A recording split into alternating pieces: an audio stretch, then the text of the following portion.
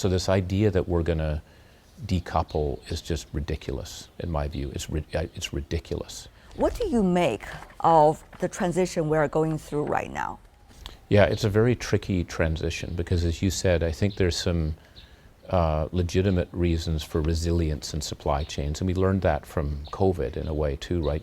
Every country wants to make sure they have some resiliency, but we also need to remember that the foundations, I think, of a lot of the growth we've had in the global economy and bringing hundreds of millions of people out of poverty is because we've had global supply chains. So this idea that we're going to decouple is just ridiculous, in my view. It's ridiculous.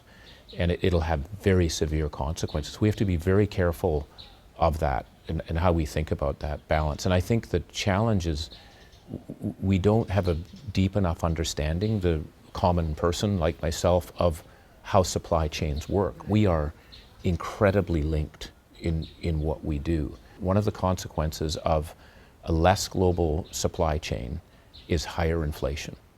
It's just a fact. And higher inflation is not good for anyone. Second thing is innovation.